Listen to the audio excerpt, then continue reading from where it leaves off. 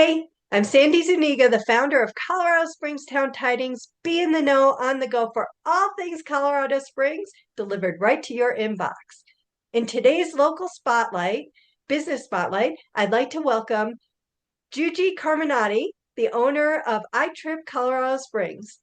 This full service vacation property management company helps homeowners maximize their rental income while creating exceptional experiences for travelers visiting our beautiful region. From Colorado Springs to Manitou Springs and Woodland Park, iTrip handles everything from marketing and bookings to maintenance and guest communications. Juju brings a fascinating background as a lawyer, entrepreneur, and even a certified scuba instructor to her property management business. So, Juju, thanks so much for joining us today.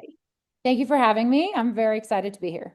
Yeah, great. So, you've got quite a diverse background. I want to learn a little bit more. Kind of unpack that. Where are you from and, who are you? Of course, thank you. So I was born in New Mexico in Los Alamos, but I left when I was 6 months old.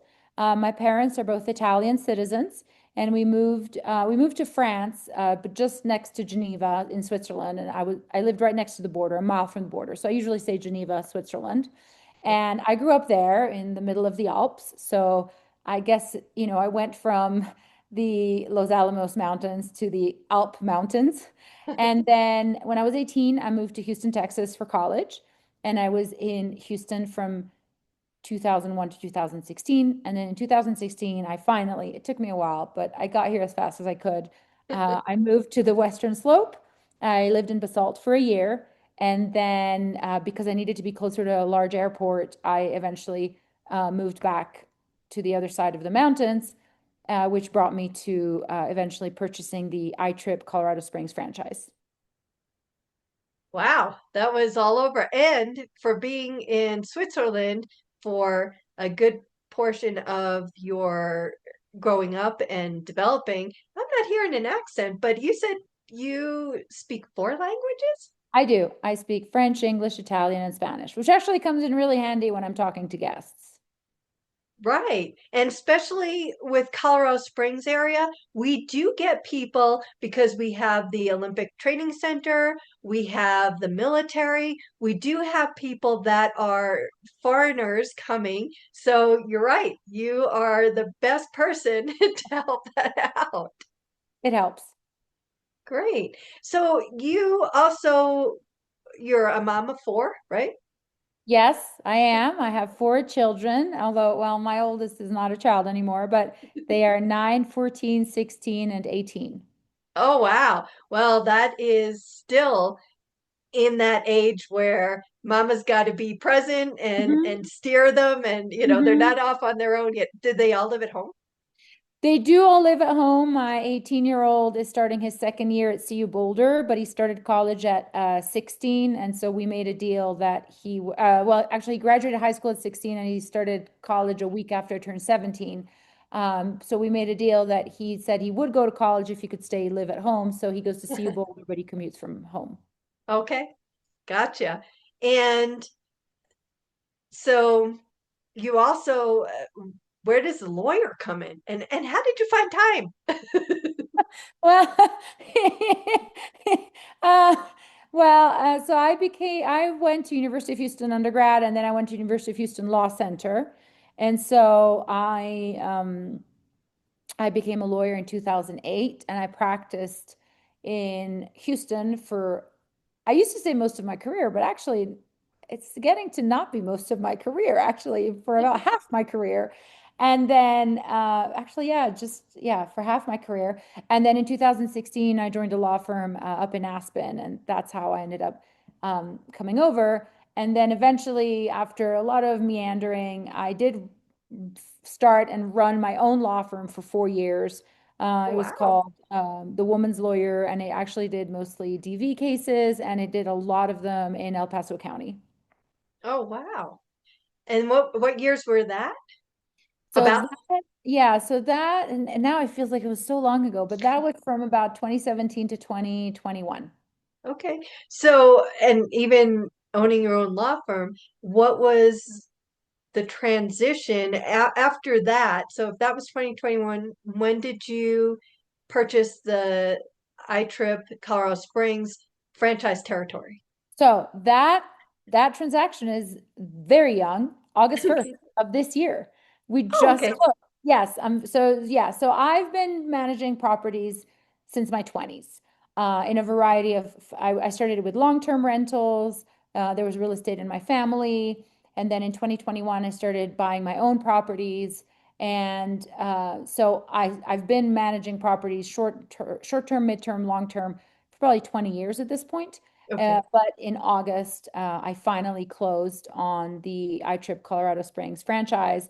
And so now I am very, truly very honored. And I really mean that. I find it is a privilege to take care of people's asset, especially a home asset, which is for most people one of their most important assets. And so I get to manage 20 properties in the Colorado Springs, Teller County, Manitou Springs area. Okay. So since you are a veteran for the property management, then you put the lawyering in there, and obviously your mom, being a mom and raising kids. So then in 2021, you decided being a lawyer was great, but let me put that aside because you always have that. It's not something that just goes away. And then you went more into the property management. And so Yeah, that was the gap between then and now. actually, I kept practicing. Okay. And I still practice a little bit now. I still Okay. do that on the side because, as you said, it's always there. So I did not stop, and I still practice.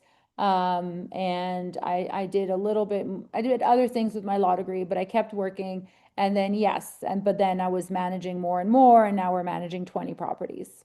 Right. And So I actually, think, actually 20 in Colorado Springs, but I'm managing five more that are mine, so 25 total. right, right. And I assume that having that background and managing the properties, uh, knowing the legal terms and all of that is another asset for anybody who works with you. So that's absolutely true. So I have a good handle on issues of liability and licensing, and I don't get nervous or stressed out on little things that I know are workable or arrangeable. I think though where the lawyer background comes in most handy is in twofold, on top of the one we've just discussed. The first one is that I am very protective of owners. And so, in the same way, I was very protective of my clients. And Right. so, to me, I see this very much as an advocacy and protective position for my homeowners. So, and I'm not afraid of, and I'm not, I'm comfortable with sometimes ruffling feathers if that's what's needed to properly protect my owners, my customers' investment.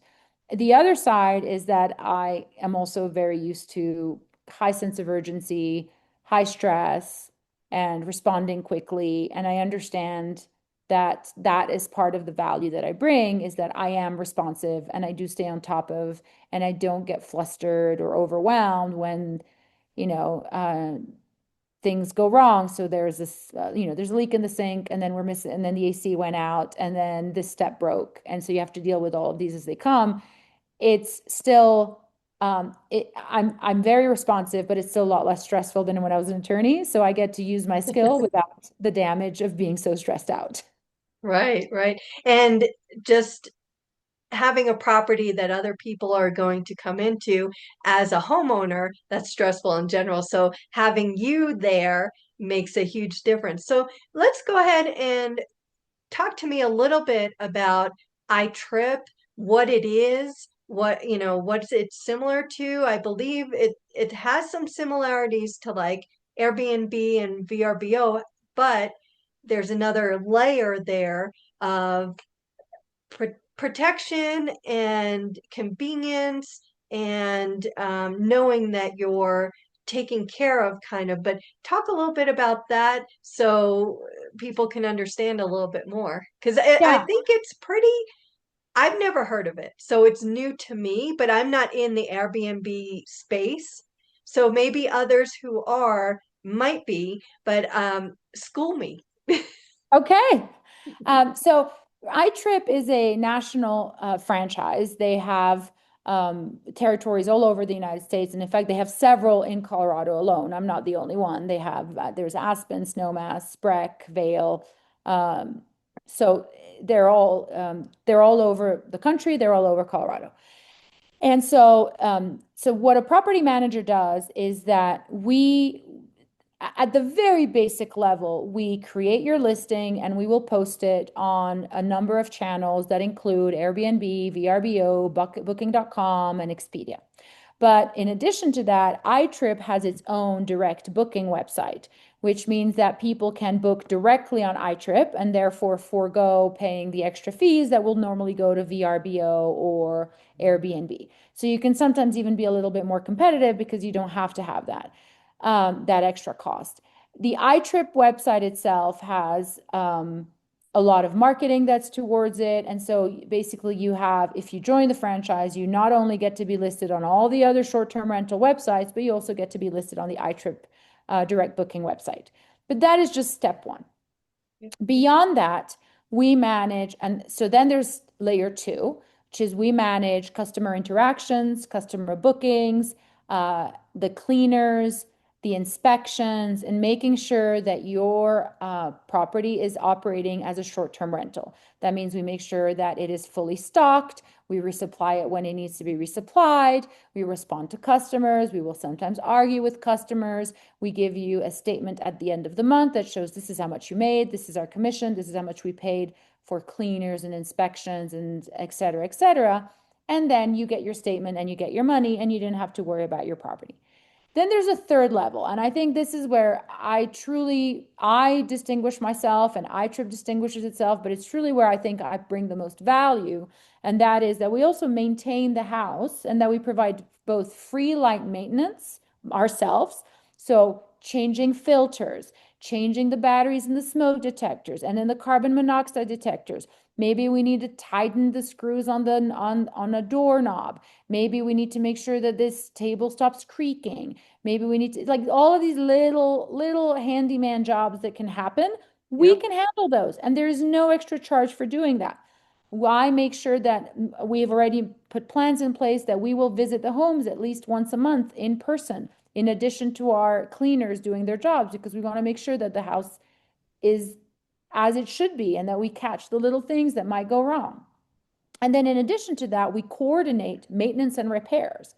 So if something has to happen that's bigger, for example, we need to send an HVAC person or a plumber or a carpenter or carpet cleaning or whatever it is, we will coordinate that. And then we will obviously pass on the cost, but we will at least take that off your plate. And then I will tell you that as a personal matter, I am extremely sanguine when it comes to overspending. I do not like to overspend for myself, and I don't like to overspend for my owners. So all of the headaches of getting the different quotes, of haggling with the technicians, of figuring out what is and is not broken, figuring out what is actually the problem versus what they think is the problem, we Right. take that on and we handle that as well.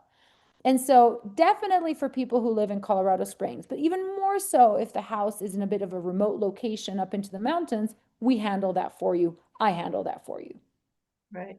Wow. That is very comprehensive as opposed to if you're listing on Airbnb or VRBO yourself, you're the one who is, first of all, having, if you're not actually there by the property, you have to have a neighbor or somebody you hire that will greet the guests and make sure they've got the keys and all that. Or you do it yourself and then you have to coordinate getting the cleaning or do it yourself. But what your clients, do you have a mix or what's the kind of rough percentage of people who actually live here and have the property? Either maybe they have a camper or something and they're doing their property, or what are the scenarios, or are they remote and they just have a property here and just say, okay, it's for a rental. And is it short term? Is it kind of like the Airbnb where you could do it for a week or a month, but is there a total amount of time that is cut off? Like, it's a month at a time that they can, or does that make sense? Yeah, absolutely. Okay. So the I first threw a part, lot at you. Sorry. no, no, all good. I got it. I got it. So the first part of the question is, what is the mix of my clients right now? So I will say the vast majority are Coloradoans. We have a couple of out-of-state individuals who do have a property in Colorado and they come here and they spend actually quite big chunks of time. To be fair, even if they're out of state, they come here and spend several months out of the year here. But the majority of our customers at this time, and the portfolio can change, right? We are Correct. constantly adding properties, are actually local Coloradoans with a significant number actually having these as short-term rental for owner-occupied properties. Oh, And so in the sense that they live here they live in the house at least 6 months out of the year. And there's an exact number, but they have to be here a certain number of days out of the year, and then the rest of the time they rent it out for short-term rental. The second part of your question is exactly that. Yes, it's exactly Airbnb and VRBO. That's exactly the model. You can have our minimum is 2 nights, 2 nights during the week, 3 nights on the weekend. okay. And then beyond that, though, absolutely, we have people that stay for 30 days at a time. That happens a lot when we have individuals who are in transition between homes or who are in transition into the military or out of the military. It helps them find a place for them and their family while they find different housing. We definitely have a lot of mobile workers that maybe show up and then they're only here for a little while and then they're maybe going to buy a house and maybe not going to buy a house. Um, there are different properties have different maximums. The reality is that most of the time we do 30, if people are going to be here for the long haul, it's 30 days at a time. The most it would be 90 days at a time. So they tell us that they're committed for 90 days and then they can extend for 30 days at a time. So that's mostly the model that we see. Okay.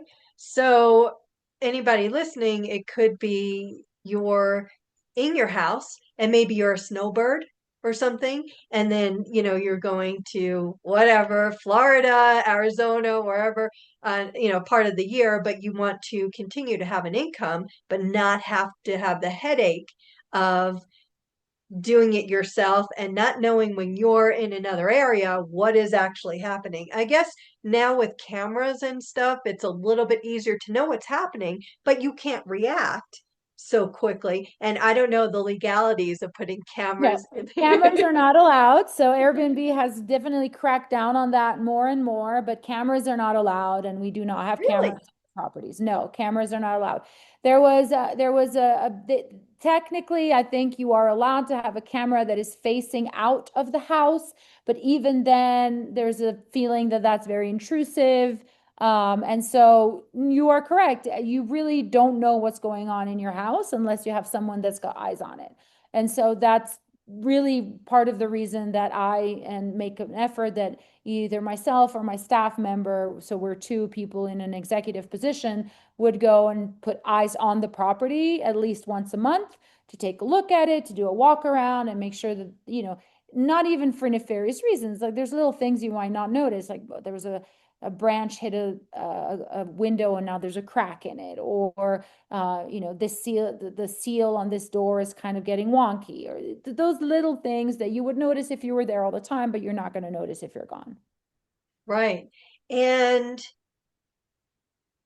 for what you said with your marketing on iTrip, you go ahead and the properties get listed on those other sites, Airbnb and VRBO and others. Um, but you mentioned there's a fee for those sites.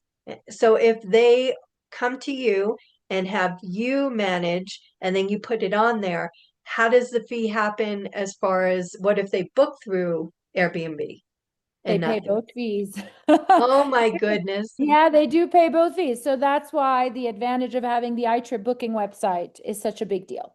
Because look, it's a fee and it happens and it's between it's just the way the business goes. There's the Airbnb fee and then there's our fee, or there's the VRBO fee and then there's our fee. But that is why we are so, to me, it's so important that we have the iTrip direct booking where there is not that fee. There's just ours, which is the normal commission, to manage it. And that is especially good for repeat customers because once they come to the property once, maybe they'll come through Airbnb or VRBO the first time, but after that, they don't have to, and they could it is perfectly acceptable for them to book through a direct booking website. If you have friends and family, you make them book through the booking website. So you can actually, it might be like a first time thing, but then you can actually not incur that cost moving forward. Right. Just in marketing in general, you have your leads, you try and Yep. get them anywhere you possibly can. But Yes. once they're in your fold, then you communicate with them through your system. So Correct. the same thing. Got it. So there's advantages where it's not just iTrip where they're listed in the others to try and catch those who are um, Airbnb, that's the only thing they know, and that's where that's their go-to, and maybe they haven't heard of iTrip, or maybe they an ad came by or something, but because they're not familiar with it, they don't trust it as much. But so that's why it's comprehensive, it sounds like. That's exactly right. Great. And so what other things does iTrip do that's the advantage for getting these properties leased out or, booked as opposed to the other places? And, what's the what kind of things do you do besides just listing? Because I know there's more stuff that goes on, and also, can you possibly speak to, you may not be able to, on what would be an advantage, why, other than, not double fees and stuff, and obviously you're managing the properties, but on the marketing side to getting bookings, what might be some of the advantages of iTrip? So, uh, absolutely. So I'll start with listing a property is one thing, listing it in a way that's optimized is a different conversation. And so you will benefit from somebody listing your property with optimization of everything from the title, the way the description reads, the way that the property is presented, the amount of detail that goes into it. Like that, there's a lot that goes just into that alone. That changes the way the property shows up on the algorithms on the external booking websites. So OTAs like Airbnb and Booking.com and VRBO. Then, in addition to that, I would say that iTrip has a tenant portal and an owner portal, which is really cool. I think that's actually very cool. So the tenant portal is really cool because instead of having to search through your emails to get the instructions for this and that and the other and the help articles, whatever, you actually, if you book through iTrip directly, there's a tenant portal that has help articles for the properties. How do you turn on the hot tub? What's the Wi-Fi password? Do I need to know something about the wildlife? What are attractions close by? So there's like a whole plethora of things that you could just go to your tenant portal and you see it there instead of having to scroll through your emails to find it again.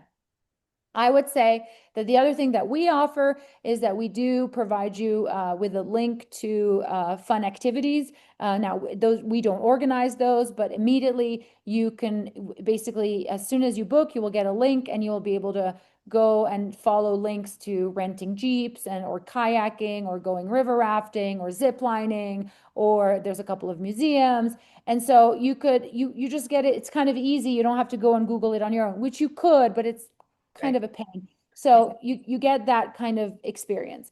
I would say that the other thing is that you have somebody local who is responsive and understands the community and understands the locality and can just talk to you about it.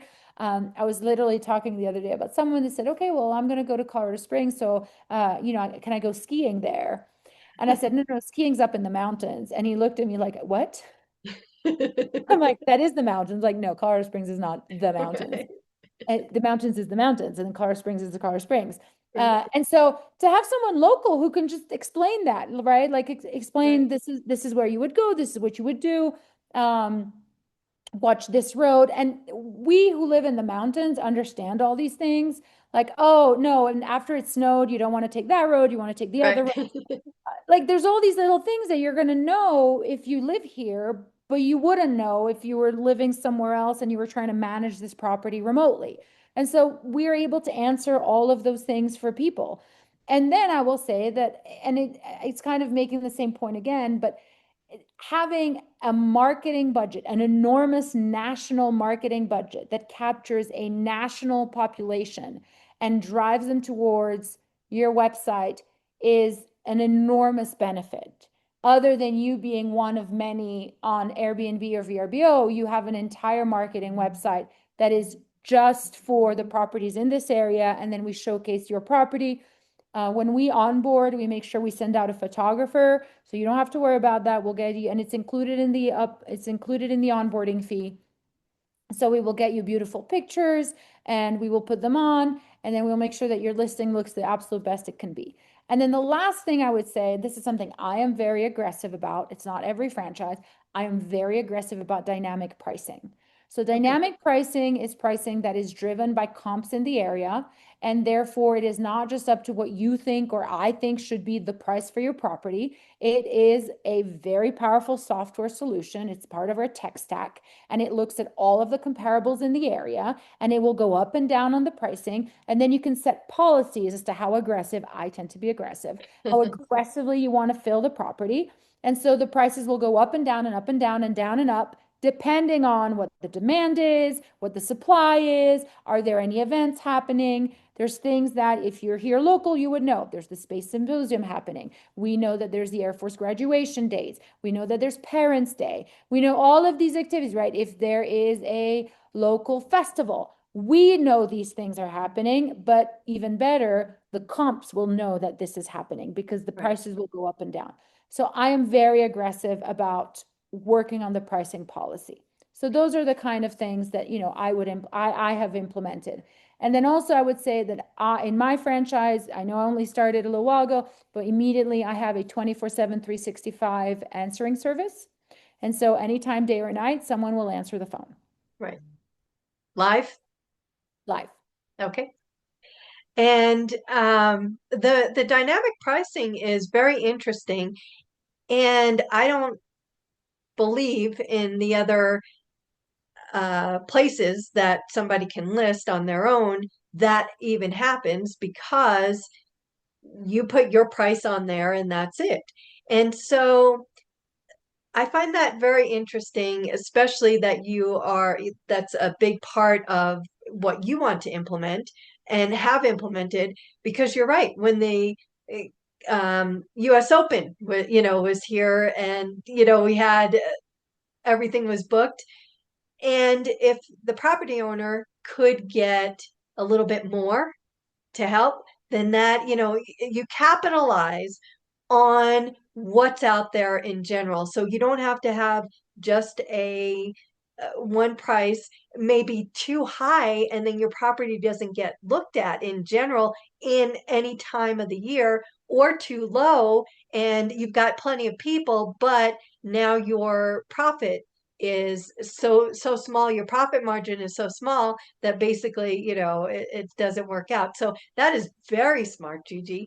And that is like one of the huge things I think that people should pay attention to and consider iTrip for.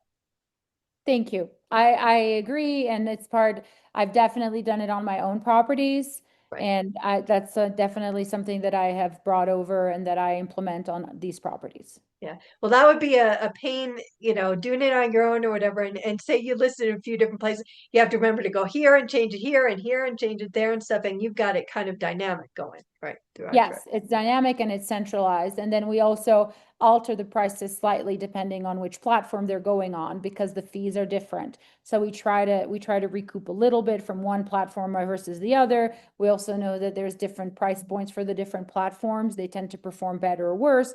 And so we want not only the property to be competitive on the market generally, but the property has to be competitive on each platform for that platform. Right. And that's huge. that's even another layer Yeah, past just what's going on in yeah. general. Because kind of like when you have Groupon buyers, not for this, but same analogy. You have businesses that list their businesses on Groupon, but the quality of people that are coming in to your business are probably a little bit less because they're just looking for the next deal. They're not necessarily looking for what you've got to offer other than, hey, I can get a facial here for $10 or something, but that doesn't mean that they're going to return. So the same thing with these different places. The VRBO, that might be a certain type of person who just goes there and they're looking for a certain thing, and I don't know, bargain basement or whatever. But I bet for the different, where they're coming in from the different platforms, do you see different quality maybe? So this is a very, very delicate subject. Okay. No, but I'll talk about it. Generally speaking, the profile of the customer, the guest that you are receiving, is going to vary depending on which platform they are coming from. Right.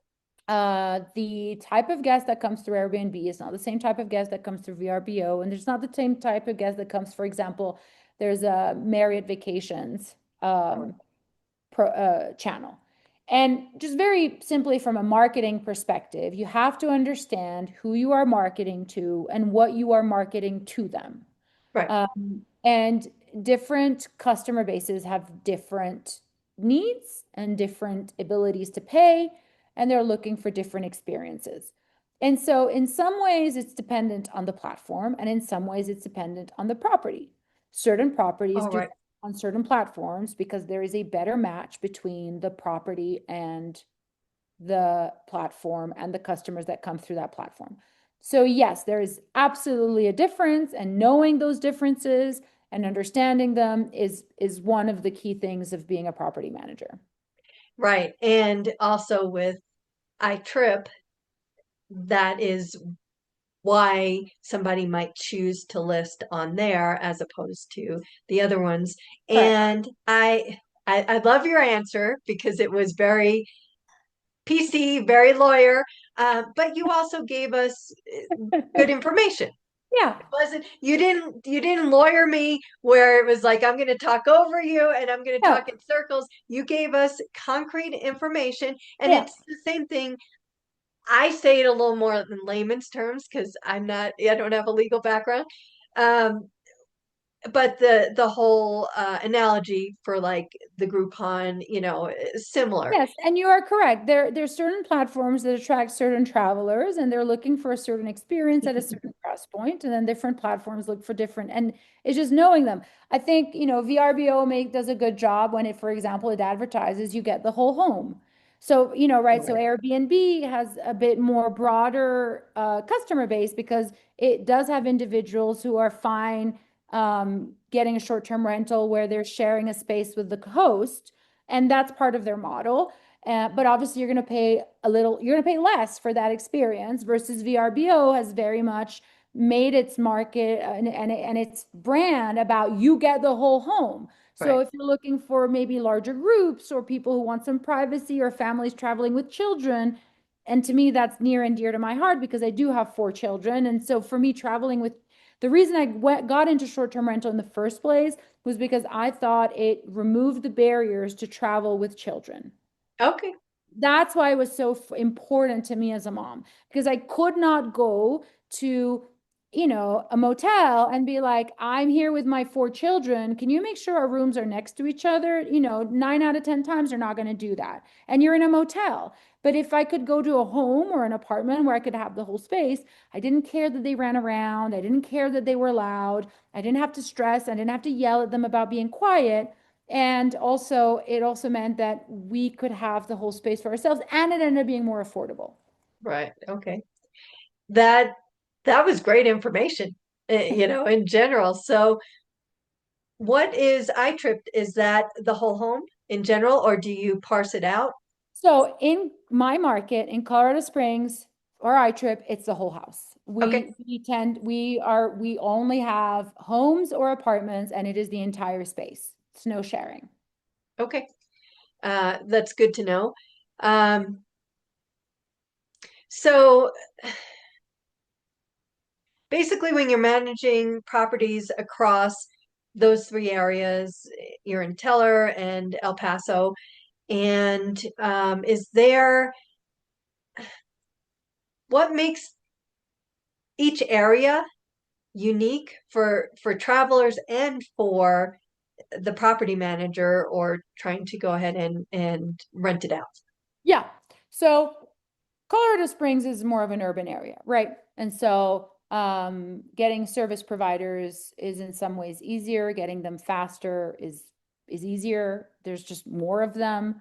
Um, so when there's a problem, I can get a technician usually quicker than I can up in the mountain. Right. It's more of an urban experience though. I mean, Garden of the Gods is not too far, so that's fine. But mostly what you're going to be looking at is groups who are here for graduations or celebrations, families traveling for weddings, those sort of things. When I'm looking at my properties up into the mountains, there is much more of an escapist desire, Uh, right? The desire to disconnect, the desire to go into nature, the desire to be away. There to and to me, and I really mean it very genuinely. To me, it's magical. To me, it's right. magic. Like to be up in the mountains is a magical thing. When I spend 6, 8 hours driving around to visit all the properties, and I spend all weekend looking at the mountains in my car, I am delighted. So there is something mystical about being that close to nature, and I think that is more of the experience that we are selling and that people are buying when they are renting the more remote homes. There are challenges with the remote homes as we say, up in the mountains because Right. not in springs. So up in the mountains, there are more challenges in part because we have a group of technicians and responders and cleaners who are local. And so it's not as tricky. My predecessor spent a lot of time building the right network. I am inheriting a beautiful network of people that we rely on and we trust and are responsive, but it is still a very large geographic area. So sometimes it takes a minute for someone to go out and fix something. True. So I think that's one thing where we have to both manage expectations of guests, but we do that. We manage our guests' expectations. You are up in the mountains. It is harder to get to you. We will do our best. But we cannot bend time and space. You can't? We cannot bend time and space. Now, there's also the fact that because we're locals, we understand the weather, we understand snow, we understand ice, we understand those aspects. So we have certain properties that are more remote and that will require, and this is something that we give our owners, we will coordinate snow removal, right? We will coordinate putting down ice, putting down sand or oh, salt. All right. It took me a minute putting down sand or salt, depending on what the ground underneath is and if it will get damaged by the salt. We will Right. talk to our guests about, you understand that this is a remote area. You need to make sure you have winter tires on the car that you're renting, whatever it is, Right. right? Talking to them about those things and making sure that they're ready to do that. Yeah, Uh, don't go ahead and rent a sports car in the winter to come up to the mountains. No. No, no, your cute Mustang is cute, and I love Mustang, but it may be just not in January to go down the lake road where there is literally the lake, the road, and the houses, and that's all there is, and it's one Right. way. We'll be spending a lot of time calling a tow truck for you. Yes. So I think those are the things that we bring to bear is that we understand the environment. And then there is I'm not making it up. This literally happened. So somebody was talking about the trash removal. Trash removal is not a small item when there Right. are bears. Yep. because the bears love it. Yep. And so we literally had a guest who was asking about putting the trash. And I said, yeah, they were asking about putting the trash in the shed outside. And I said, I'm going to say yes because it's padlocked and chained, but I am going to warn you that the bears will take the bags and roll them down the hill, and that's what they do. And Yep. then lo and behold, 2 days later, they let me know that at 2 a.m., a bear showed up, The broke the padlock. handle to get rid of the padlock, Yep. pulled out a trash bag, rolled it down the hill, came back at 3:30 for seconds, got the second bag, Yep. rolled that down the hill. And so those are things that you can't overreact. Like we know there's bears, we know that they're mostly harmless, they're just there for the trash. But we do have to have, for example, then we will send someone up to go and clear out the trash Right. on a more regular basis, more often, just to avoid those close encounters. Although somebody jokingly said that I should have charged extra for a bear sighting fee experience. To get it on camera. Yeah, I know even where I live, we have some Airbnbs and I think the subdivision POA is trying for years been trying to stop that.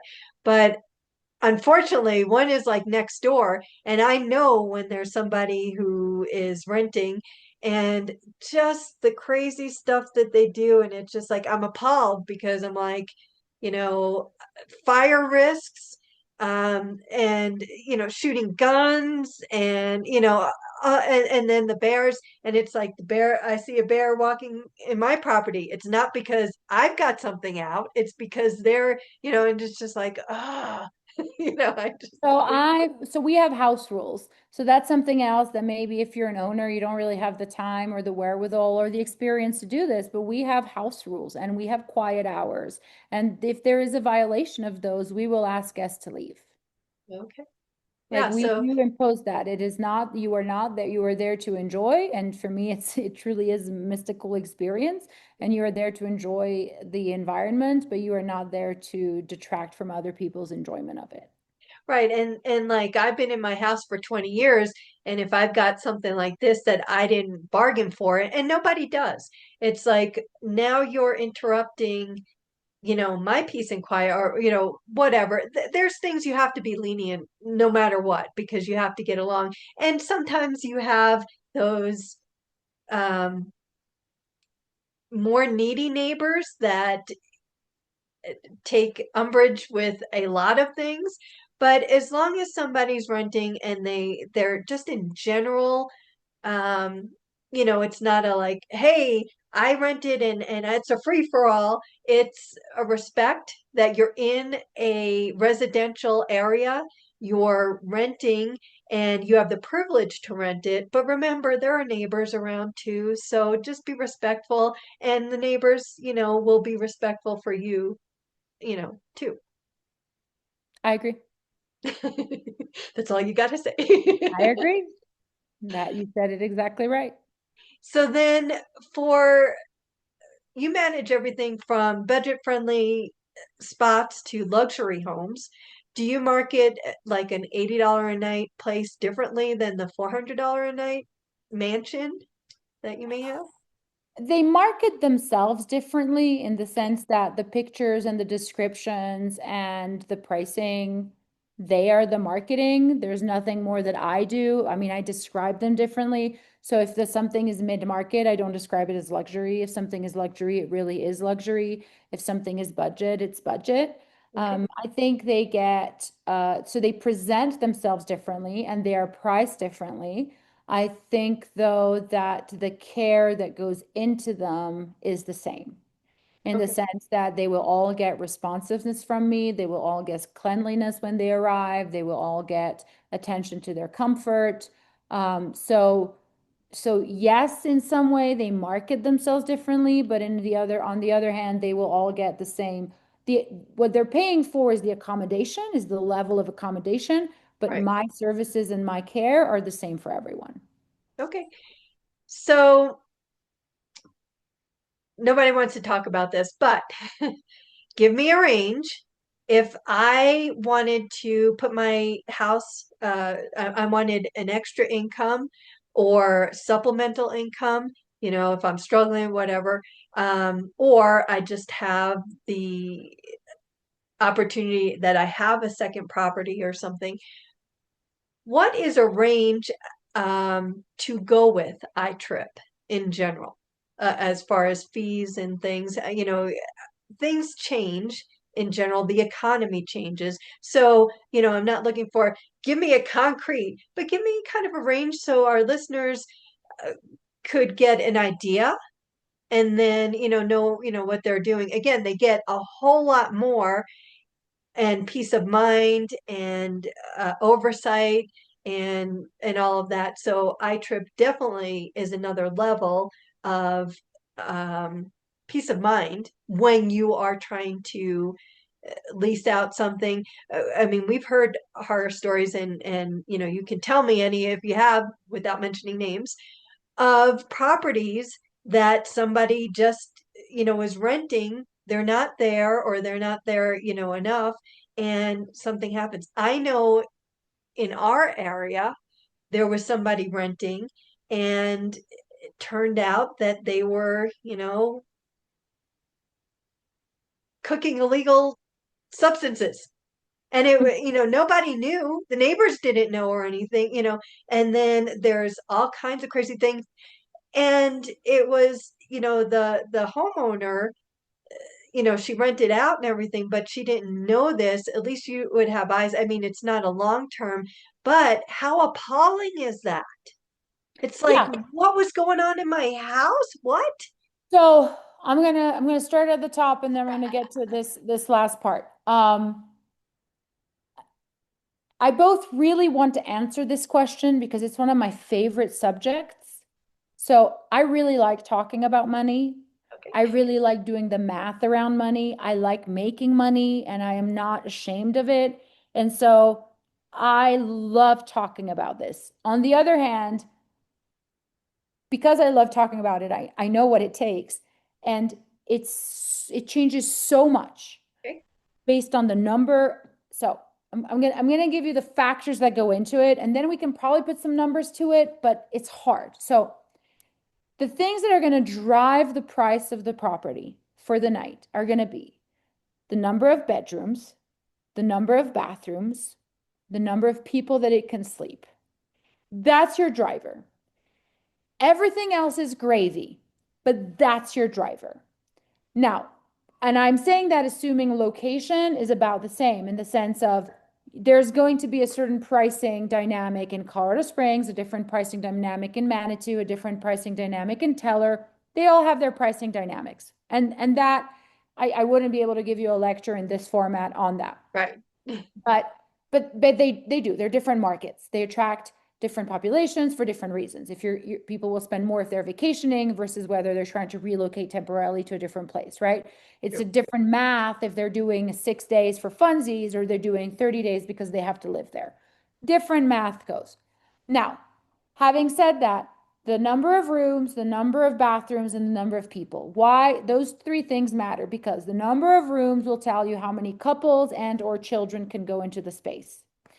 The number of bathrooms tells you how many people you can actually have in that house. I ethically, but also just from, I think, decency, but pricing is driven by that too. You could have a 2 bedroom and 1 bathroom and say, we're gonna put 10 people in there. But then you have 10 people to a single bathroom, and that's not acceptable. So the number of bathrooms actually is a big driver because even if you have like a 3 bedroom, 1 bathroom, you're pushing it. That's pushing it. Okay. And depending on how many people you put in those bedrooms. And And depend on what they ate that day. and depending on where yep, and how resilient they are. And then you want to see how many beds you can stick into the rooms. Now, if the bedrooms and the bathrooms allow, then you should put as many beds as you possibly can. I have a property in Ruidoso, New Mexico. I'll talk about it because it's my property. It's a 5 bedroom, 4 bathroom.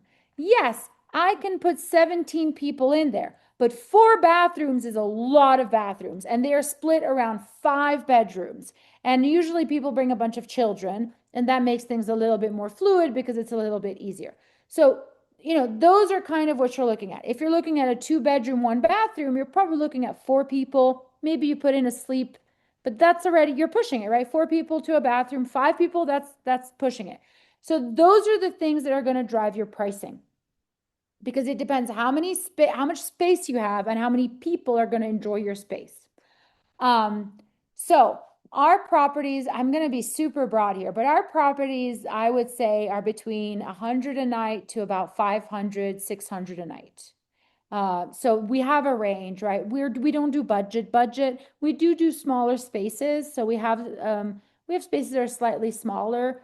So I guess maybe in their own way, I don't see them as budget. I find them absolutely gorgeous, little quaint spaces. But from 100 to about 600 a night, that's kind of our sweet spot where we end up with most of the properties, depending on seasonality, depending on space. For an owner, I think that's what you were driving at. For an owner, this is the awful math. And I'm just going to be frank with you because I've done that math as an owner. Okay. You look at the nightly rate and then you assume that you're going to be able to keep about half of that to pay the mortgage, the taxes, the insurance, and to cover the expenses directly for the house. Half of it. Because the other half is going to go away in taxes, because you're going to have to pay lodging taxes locally. They're going to go away in commissions if you hire iTrip. And they're going to go away in cleaning, maintenance, minor repairs. So about half of that money is going to end up coming into your pocket as the owner to pay the mortgage, to pay insurance, taxes, and to maybe build up a rainy day fund if you have a big repair, like the AC goes out, the heating goes out, the septic system, whatever.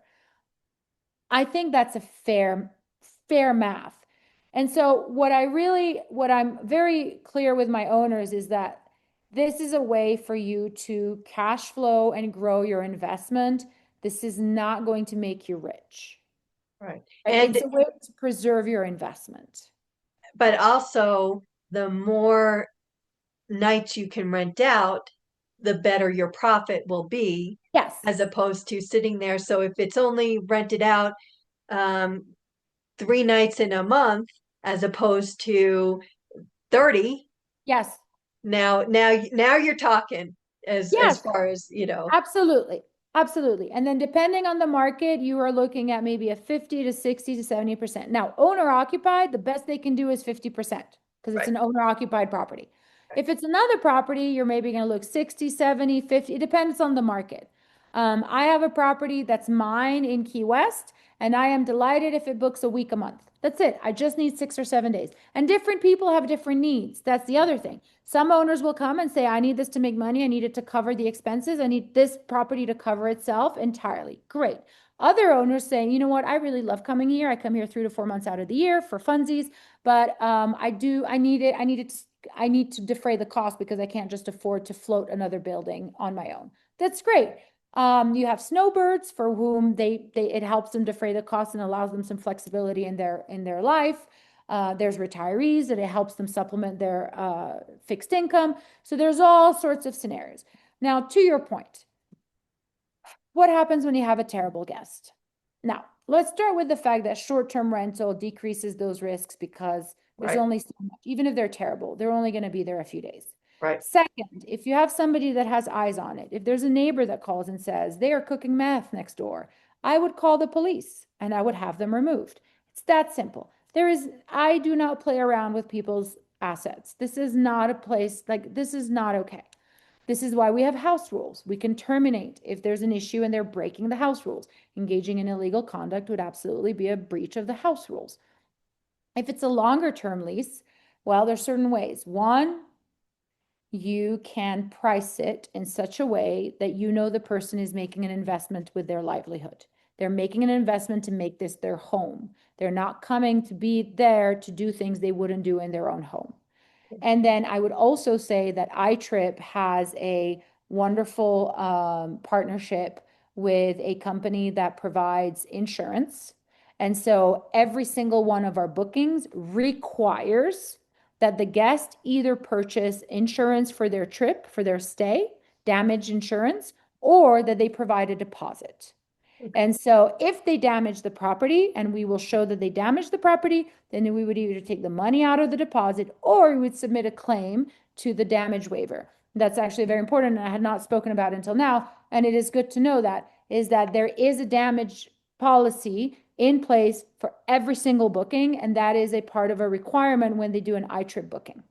Okay. Okay. Great. So thank you for at least talking about it.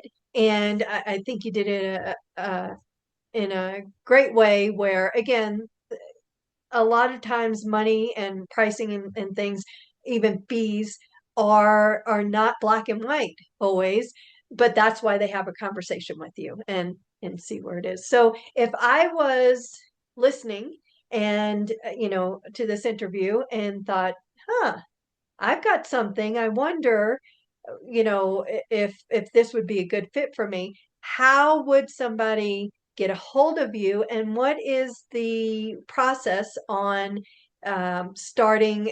Obviously there's going to be a conversation first before anything else, but can you walk me through that, how I can find you, and then kind of if I get a hold of you, or when I get a hold of you, what that looks like from there.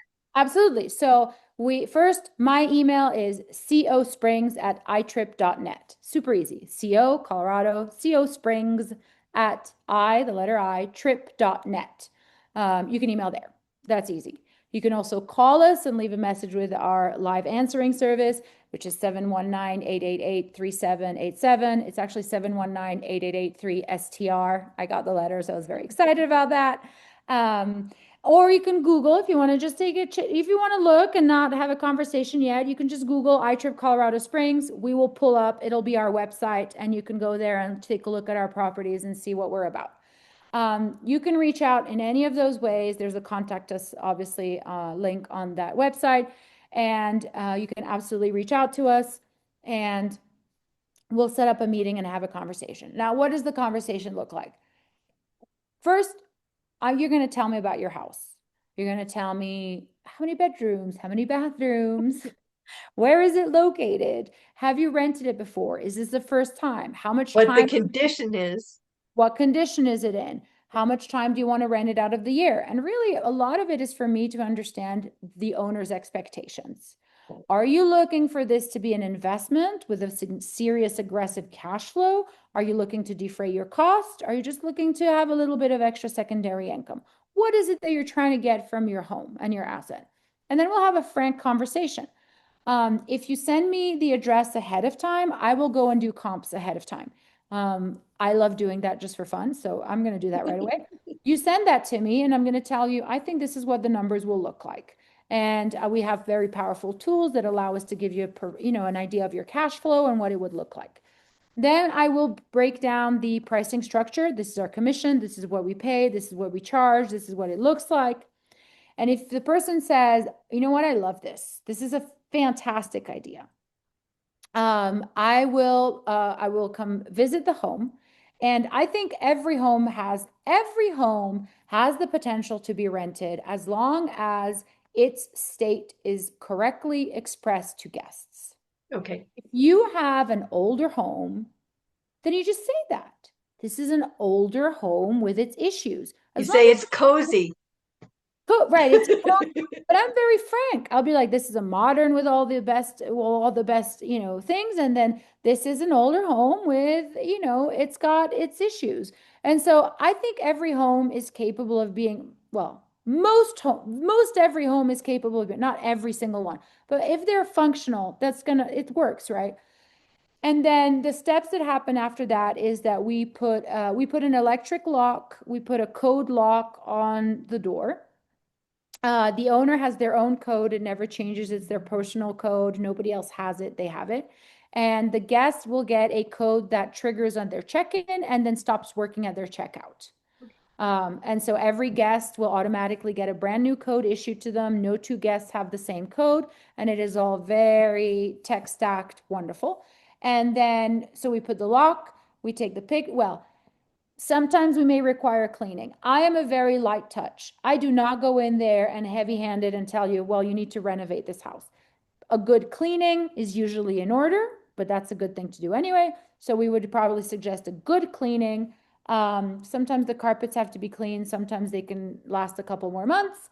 If there's anything glaringly broken, we would address it. We would handle it. If it's a light maintenance issue, I can already start in doing that, right? Like this is what I bring to the table.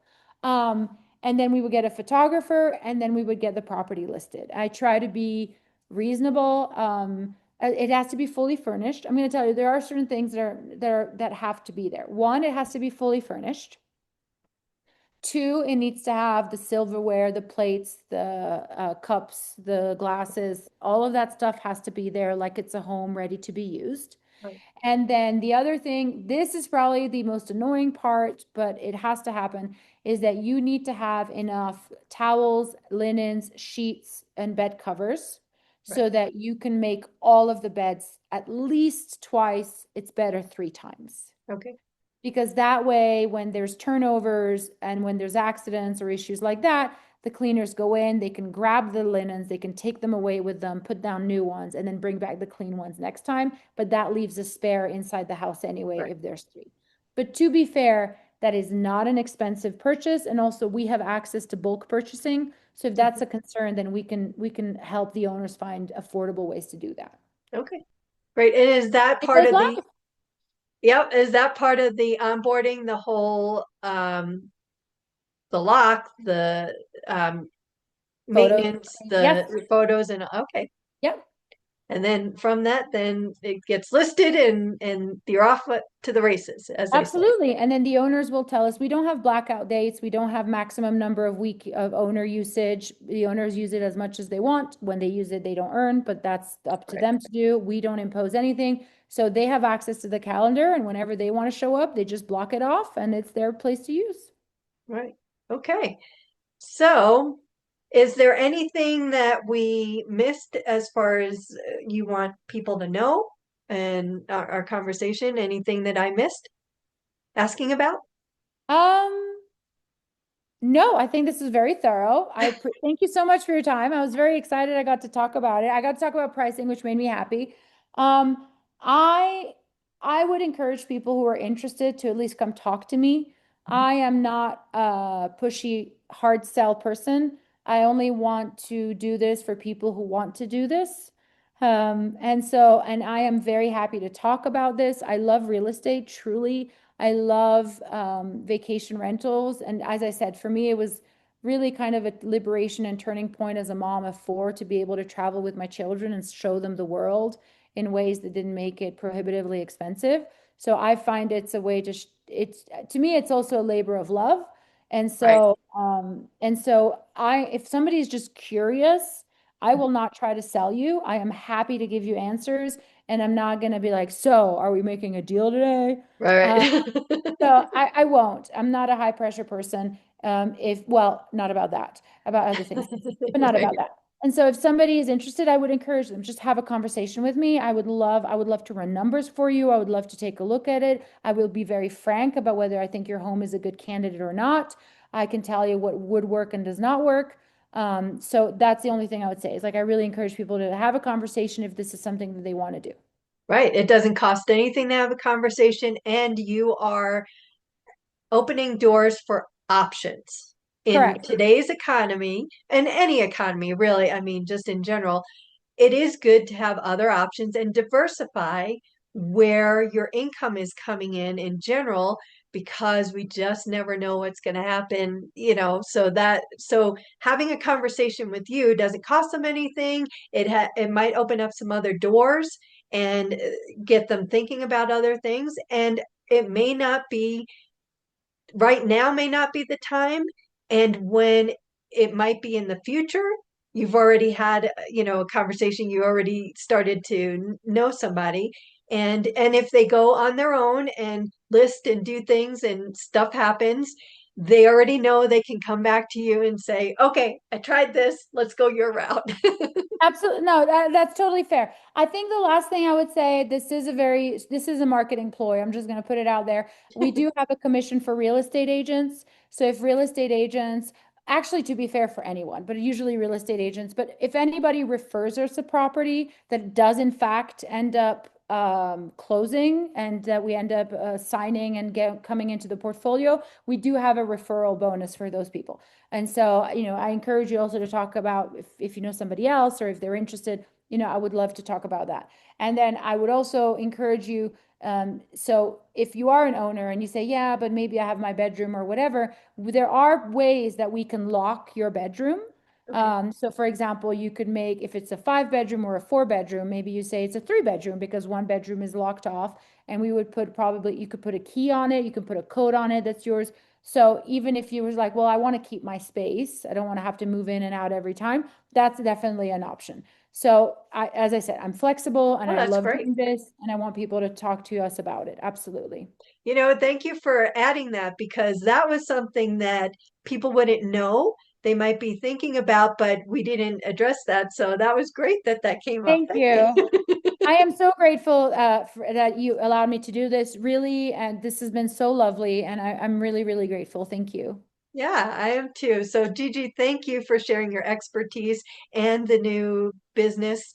Uh, it's not a new model, but for you, it's new, um, even with all of your experience. So, thank you for sharing that with us today. Your insights are invaluable to our listeners who might be sitting on some untapped rental potential or looking to boost their existing vacation rental income. Absolutely. Yep. So, for our listeners, whether you've got a property collecting dust instead of dollars, or you're already on Airbnb or VRBO and wondering if professional management could take your returns to the next level, iTrip Colorado Springs clearly offers some competitive advantage and compelling advantages. You can learn more about maximizing your property's potential at itrip.net/property management slash Colorado Springs. I know that's a mouthful, but I'll put it down below so you can go ahead and just click and go there. And if you enjoyed today's local business spotlight, don't forget to subscribe to Colorado Springs Town Tidings at cos.towntidings.com, where you can be in the know on the go for all things Colorado Springs, and it's delivered right to your inbox. So thank you for listening, and we'll see you next week. Thank you so much. Thank you.